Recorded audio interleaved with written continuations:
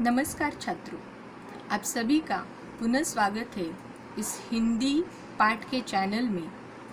मेरे इस चैनल के अंदर आज हम सीखेंगे विशेषण का भाग। इससे पूर्व के पाठ में हमने सीखा संज्ञा और सर्वनाम।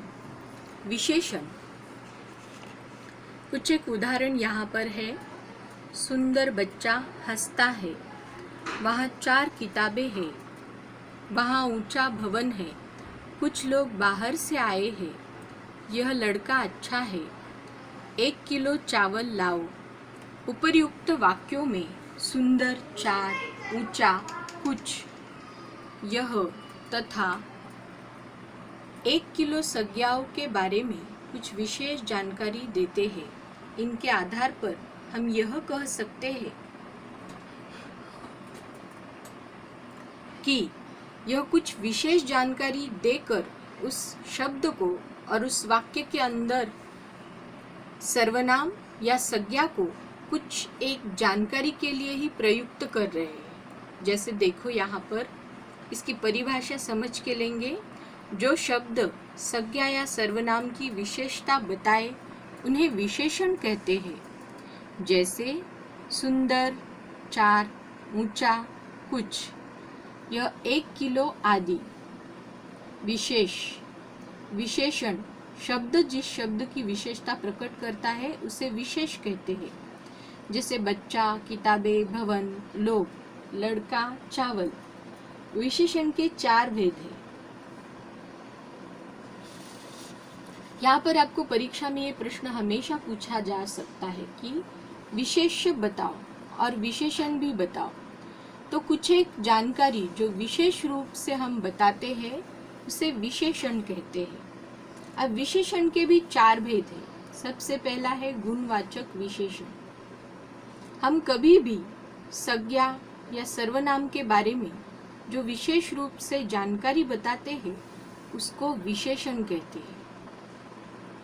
और उसमें क्या हो सकता है? सबसे पहला आ सकता है गुण विशेषण, दूसरा आएगा संख्यावाचक विशेषण और तीसरा उसके अंदर है परिमाणवाचक विशेषण, चौथा सार्वनामिक विशेषण।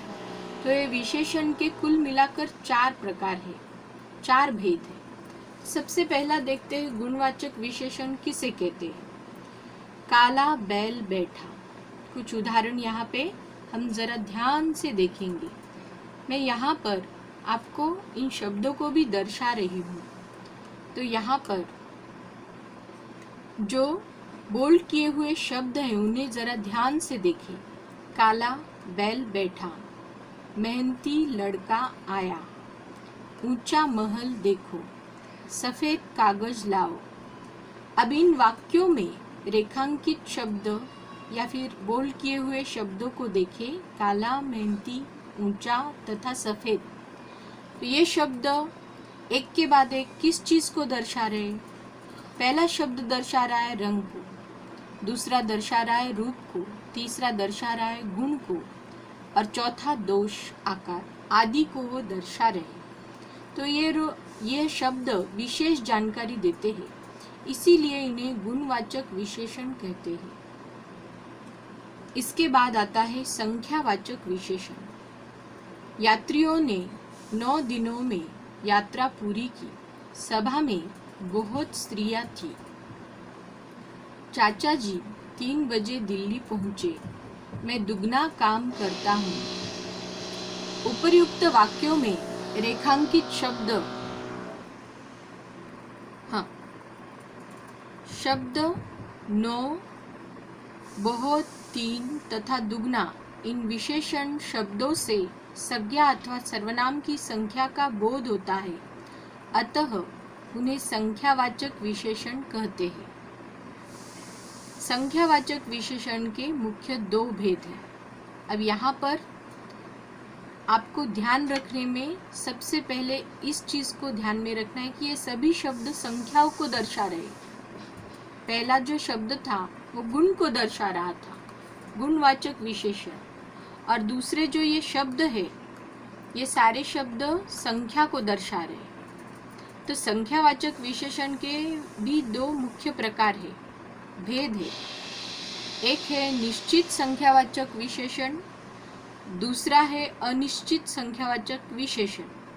जैसे देखो, निश्चित में क्या आएगा, जिन विशेषणों से निश्चित संख्या का बोध होता है उन्हें निश्चित संख्यावाचक विशेषण कहते हैं। जैसे देखो, हमारी सेना के 4 वीरों को महावीर चक्र प्रदान किए गए। दूसरा उदाहरण है, वह 8 दिनों से तुम्हारी प्रतीक्षा कर रहा है। तीसरा उदाहरण यहाँ पे देखें, सेठ जी को व्यापार में चौगुना लाभ हुआ। चौथा उदाहरण है, गाड़ी स्टेशन पर ठीक 10 बजे पहुंची। अभी यहाँ पर अनिश्चित संख्यावाचक विशेषण और निश्चित संख्यावाचक विशेषण में क्या भेद है?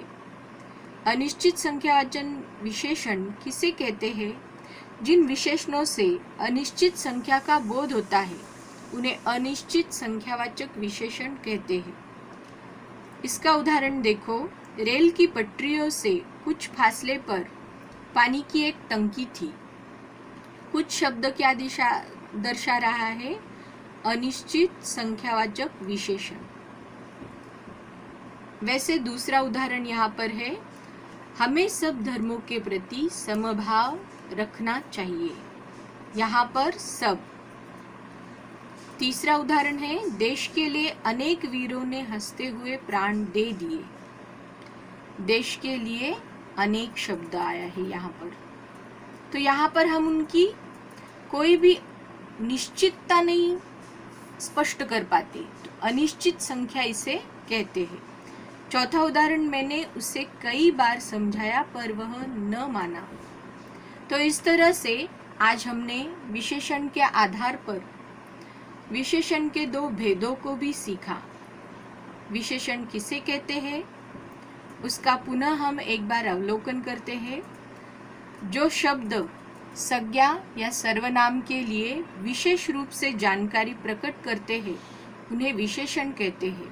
विशेषण के 4 भेद हैं, जिसमें से आज हमने 2 भेद सीखे, गुणवाचक विशेषण और दूसरा संख्यावाचक विशेषण।